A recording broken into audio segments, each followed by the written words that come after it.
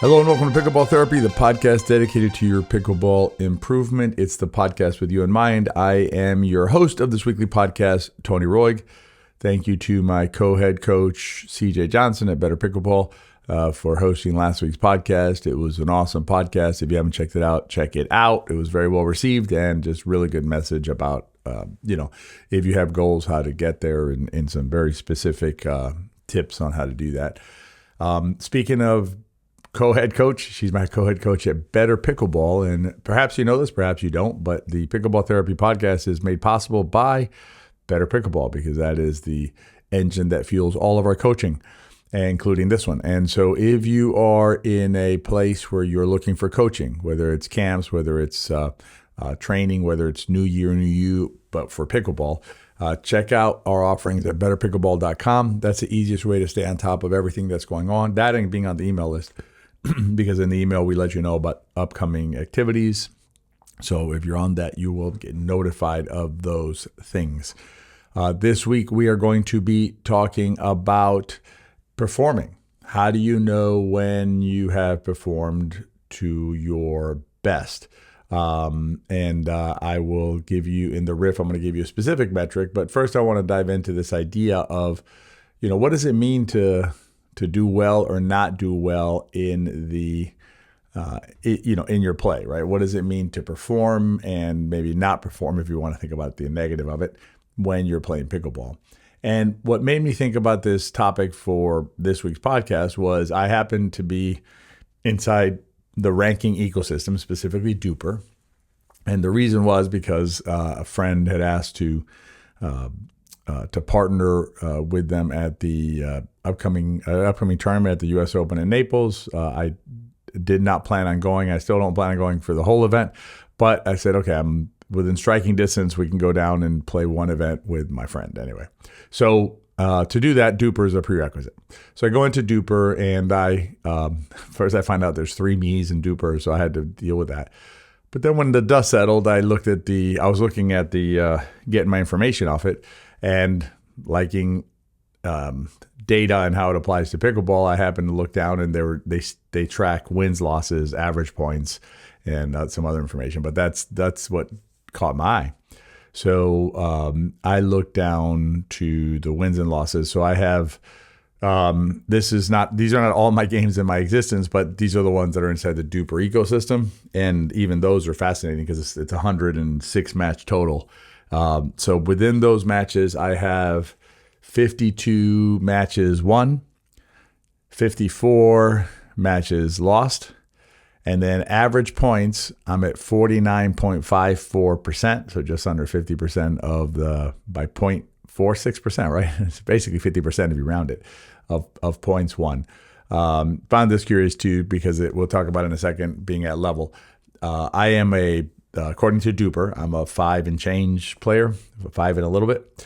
Average partner ranking or rating is 4.95.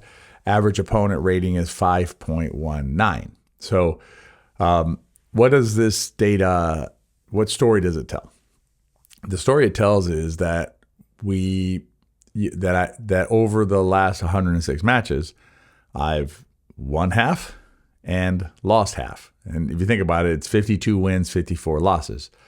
So you take one loss, make it a win. It's exactly 50-50. And I'm sure I can find a match that, was like 11-9, 12-10 or something like that could have flipped the other way. In fact, there was one. I remember because I remember seeing it on the top. It's on the top of my chart. It's a match I played with my friend and we sometimes have partnered over the last couple of years, Eric Agnon, against our friends Chris Bondard and Matt Endara, who are very good players. And I believe the score in that match was 10-9. So you take that match, you win. A ball bounces here a little differently. Excuse me. A ball bounces there a little differently. And now we're at exactly 50-50, 50%, 53 wins, 53 losses, right? One couple points away. Same thing with average points, right? What does that tell us? It's 49.54% of points, right? I'm assuming that means I've won those. It just says average points, but I'm assuming that's one average points, or average points won. But it doesn't matter, right? Because even if you flip it around to lost points, it's the same difference. Basically, it's 50-50 on points. And so when we think about playing pickleball, is it not realistic to expect that kind of results over a large sample size, right? And 100 is decent, but I mean, my guess is, if you listen to this podcast, my guess is let's do some quick math here. If you play if you play 4 times a week, say you're playing 7 games at a time, you're talking about 30 games. So you're doing over 100 games in a month. And a game in rec world is the match, right? That's the whole match generally. So, so you're basically playing, you have, in 6 months, you're going to have 600, 700, 800 matches, right? Under your belt. So that's a larger sample size. So there I would expect it to get even closer and closer to 50-50. The bigger the number, the closer to your averages you expect to see, over that sample size. So the reality, the question I would ask you, not the reality, the question I would ask you is, we'll get to the reality in a second. The question I would ask you is, what do you expect for yourself in terms of your performance? Is 50-50 okay with you? Or is 50-50 not okay with you? And I think it's a good question to frame for yourself in terms of how you interact with the sport of pickleball. Because if you think about, being frustrated, being disappointed, not feeling like you're performing, in this case, as we're talking about performance, that has to do with some expectation you have for yourself, right? And are you meeting that expectation or not? That term expectations has such a it's so impactful. Not the term, but the impact of it is so impactful. How we set our expectations for ourselves does so much to how we then feel afterward. And so getting a grip on the expectations that we have in our performance will help us as we then evaluate that performance, after we play, after we're done with our session. So let's ask the question again. What do you expect is reasonable for you during a pickleball period? And during a pickleball, let's take a big picture first, and then you apply it smaller picture. So what do you expect for yourself, say, for the next 6 months? Would you be satisfied with a report like my duper?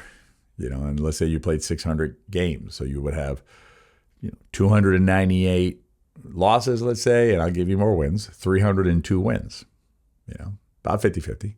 And the same thing for points. You would be somewhere in the, 47 to 53% won or lost. So call it, again, 50-50 for our purposes. Are you good with that? And if you're not good with that, why are you not good with that? Are you not good with that because you believe you should get more than your opponents in the big picture? And let me dive into that for a second in terms of what I mean by, to frame out the whole idea of us and our opponents in a couple of different ways. One way is, are you playing at level? And that level means that it's not that you're going to win all the time. It's not that you're going to lose all the time. It's that you have a reasonable chance of losing. Because if you don't have a reasonable chance of losing, what's the point of the match in terms of a contest? We address this in a different podcast, but think about what it means to play at level. In my case, again, I'm about a 5.0 player, a little bit 5 and change. Average partner 4.95, average opponent 5.19. Pretty at level, right? It's not like if my average partner was 3.7 and my average opponent was still 5.19, that's not at level against me. If my average partner was 4.95 and my average opponent was 4.0, not level in my favor, right? So then that would skew results. But when you're playing at level, that 50-50 relationship doesn't seem so weird, does it? 50-50 in terms of the results, in terms of our performance and how we did.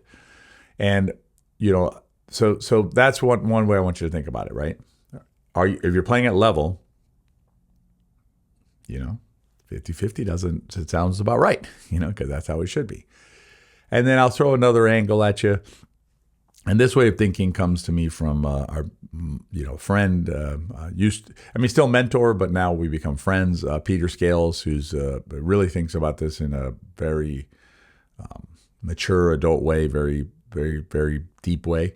And he has this principle that he uses that guides all of his thinking in terms of sports psychology, which is compete, learn, honor. Those are the tenets, and honor is the priority. Honor takes number one, gets the gold medal in that scenario. So what that framing would tell us in this case is, if you're not happy with 50-50, meaning you want more than 50, isn't that basically a little bit of slight to your opponent and your friend, right? The folks who the folks who you play with. And what I mean by that is this. If you get more than 50%, right, or you expect, right, you're like, I should get 80%. And, this is common. We'll ask this question from time to time in different scenarios, and not a criticism of the answer, because that's a very natural reaction, right? What percentage do you want to win? And it's like 80%. So if I get 80%, right, then what do my opponents get? I leave them 20%. And so at that, if we live in a world of, first of all, of realism, as I mentioned earlier, right? The idea that if I'm playing at level, it's probably going to be 50-50 anyway. Otherwise, what's the point of the contest? If I can win 80% of all the points, then I'm probably not playing at level. Secondly, a little bit of empathy, a little bit of understanding of others and their desires inside our sport as well, not just all about us. I'm going to play a game in a situation where all I leave is 20 on the table, 20%. Probably not a fair contest, right? If I'm doing that. If I'm beating up on players who, can't possibly get more than 20%, that's how I get my 80, because it's a zero-sum game in terms of the overall performance, overall results. Not performance. Let me step back a second. It's not a zero-sum game on performance, as I'll talk about in the riff, but it is a zero-sum game in terms of results, because only one team can win and only one team can lose each rally, each game. So if I want 80, that means I'm leaving 20 on the table for my opponents, who are my friends. That just doesn't sit right once you think about it that way. And it's the idea that I mentioned with Coach Scales on compete, learn, honor, which is honoring, right? Honoring yourself, honoring your opponents, honoring the game itself. And you can check out Coach Pete's book. If you go to betterpickleball.com under resources, there's a series of books in there. Coach Pete's books in there. Highly recommend it to you. So give that some thought, right? In terms of your performance and what you expect of yourself. I would submit to you that when you're done with your analysis, I am hopeful that I have laid out the case for 50-50, for a 50-50 relationship. 50-50, performance is fine. And if you're okay with 50-50, then how you evaluate your performance at the end of a session should be consistent with that. And what I mean by that is, it looks like my background just went dark. Let's see if I can get that back going on. Forgot it has a little sleep feature to it. If you go 50-50 on, we're going to finish it. We're going to power through this thing. If you're going to go 50-50 on your performance, right? That means that this session you went 0-7. And what I mean, you 1-0, lost 7. The last session, you probably had, or maybe not the very last one, but you've had a session of 7-0, meaning you've won all your games and lost no games. And you've had 6-1s and 1s and 6s and 4s and 3s and 3s and 4s. But over the big picture of it, overall, what does that indicate? That indicates 50-50. And so your performance is fine based on your understanding of the realities of playing at level, and also your honoring of your opponents and their own quest to perform in a way that is satisfactory to them. And let's get away from this idea. There used to be this saying that, like when you ended up in a tie, that it's like kissing your sister, meaning like there's no pleasure in it, there's no fun in it, there's no it's just a tie, right? Why is a tie a bad thing? Why is me fighting, competing, doing the best I can a bad thing? if you get to do the same and we end up 1-1 like in soccer. So anyway, give that some thought. All right, I'm going to go fix the board, and then in the riff, I am going to share with you an idea that you can use to help with your performance and how you think about the metric or the way that you gauge your performance that gets away from the wins and losses. Be right back with the riff. All right, the board is all set up. The riff is all set up. We're ready to roll into the riff, where I'm going to give you a different way of thinking about your performance when you're playing, and also your improvement. And you can apply this to everything that has to do with you and pickleball and life, because there's always, we like to think about pickleball as a piece of our life, important, but there's more to us than just hitting the ball when we're out on the court. And these concepts you can extend beyond the pickleball court. As we do that, if you're listening to the podcast right when it releases, we have a New Year, New You event coming up. If you're on our email list, you're getting information on it. Check it out. It's a good way to work on what we're going to talk about now, which is what's the best way to think about my performance as a player, as an athlete on the pickleball court. And what I would suggest to you is that rather than looking so much at even, whether it's the wins and losses, whether it's, how well you're hitting the ball exactly that day and things like that, it's a big concept. There's a lot chew to it, but I'm going to give it to you. I'm going to explain it, and then I'm going to let you think on it. And then in a future podcast, maybe we'll parse it out a little more. But the idea is this,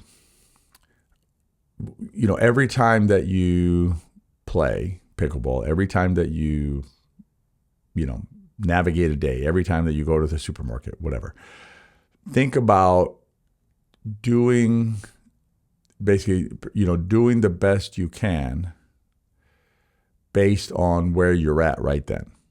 Okay. So it's trying your best to be your best. And those are two best, but they're different. So doing your best to be your best. And doing your best is the part that allows you to accept the way you are today, because today is going to be different than yesterday and probably different than tomorrow in terms of how you feel, your body, your mind, how interested you are in, getting down low to hit that shot and all these things, right? And that's okay. It looks like that board just wants to keep going dark. And it's basically, how are you feeling? How are you doing? What's going on in your life? Those kinds of things will impact your performance on the pickleball court. There's just no way around it. And so, you have to take yourself as you are. So you're doing your best. And then the second piece of it is, right, doing your best to be your best. So be your best is the idea where, last time I played, I dinked, I missed 30 dinks, out of 80 or whatever the number is, right? I made 50, I missed 30. This time I missed 28 and made 52 out of the same ratio, right? So the idea is that I am performing a little bit better. I'm becoming a better version of myself. And it just doesn't have to be just like the number of shots you hit. I'll give you another example where you perform better, where you did better. I warmed up this time. I didn't warm up last time. That's fine, right? That's doing your best to be your best. I gave some thought to where I was going to aim my serve, right? I had intentionality with my serve, is a term that we like to use. That's being a better version of yourself than last time, relative to the pickleball in this case. So the idea is every time that I step out on the court, I'm going to do my best to be my best. If I did that, then I performed. Then I succeeded, if you want to frame it that way. And how many games I won, how many games I lost, all these sorts of things that happened on the court that maybe I wish had been a little different, these minutia kind of things, fly away, they go away. And instead I am left with a performance metric, with a feeling that is more useful to me and more relevant to my life in general, which I guess is Same thing is useful to me. But basically the idea is, I'm doing something that's a little more constructive for myself.